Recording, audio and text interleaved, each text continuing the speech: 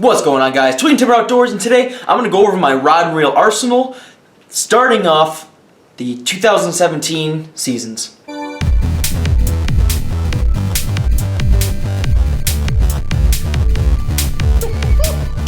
First off, we have this is kind of a very basic, slightly decked Abu Garcia Silver Max combo. It's got a little custom work done by Bisherman Custom fishing rods. Pretty awesome stuff. Casts really well. I don't see myself going much above this rig as far as cost goes because I don't do that much conventional fishing. This is a 6.6 medium, and I really like it. It does a good job.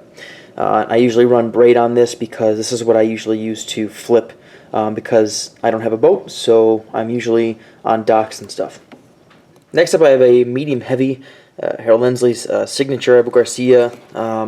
This one's a 7-footer mounted with a 711 Victory. Again, I have braid on this. I don't fish much other than braid just because when I'm fishing for bass with conventional tackle, I pretty much power through everything I can. After that is this is a Vortex spinning reel. This is a 6.6 medium light that I really like, and this is a GSX Pro spinning reel. It hasn't done me wrong. It's nice and light. Again, I use that for finesse fishing and what have you.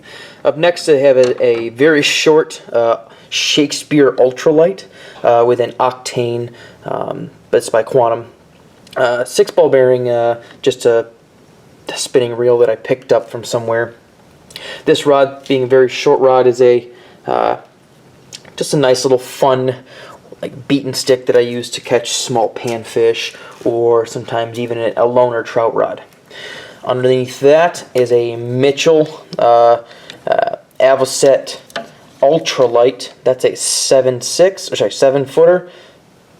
And I really like this rod for trout. It's my newest trout rod, and it's again on a 5.4, and it does a really good job fishing the lures and things that I do receive to target trout. What I've been fishing with a lot lately is this is a Max Catch Premier, Max Catch Fishing Premier 9-foot 4-weight fly rod.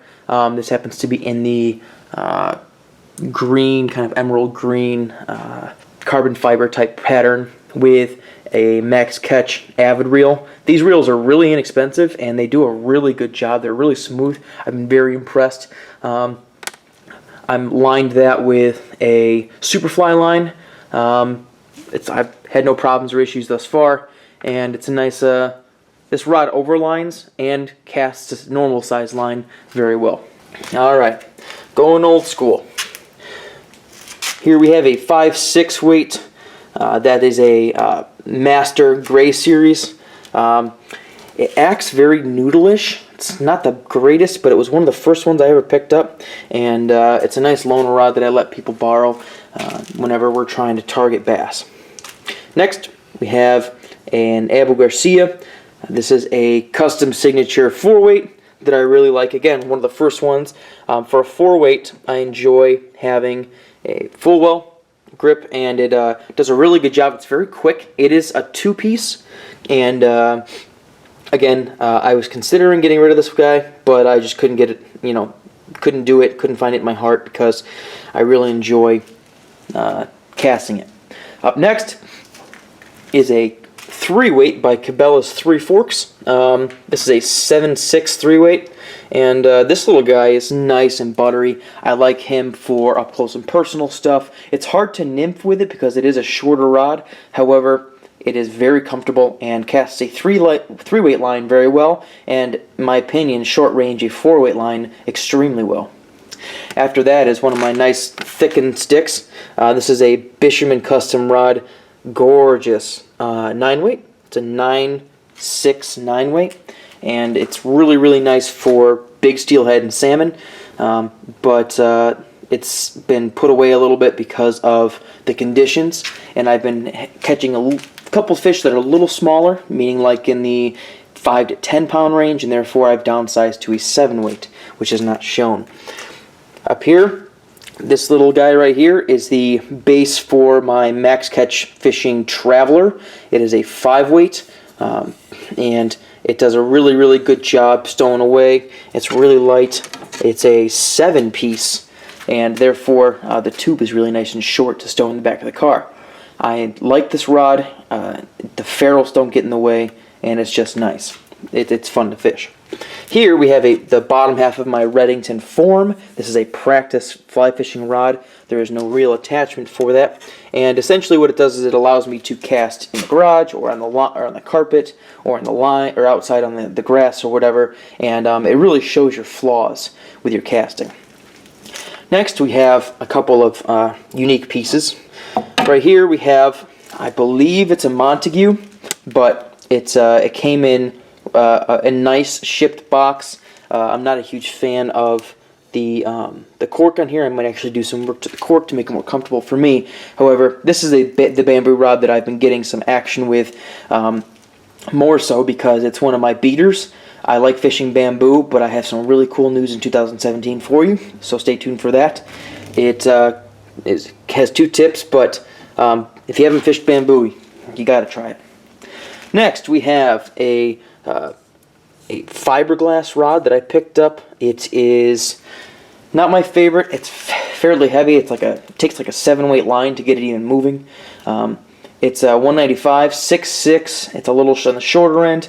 I believe it's an eagle, an old eagle claw or a featherlight, but I'm not sure. I've been doing some research a long time ago, and I figure it's about that time for me to go back into it again.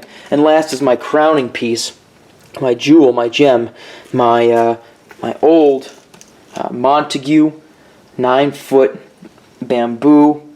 This is from the early 30s, and I really enjoy casting this rod. I do not fish this rod.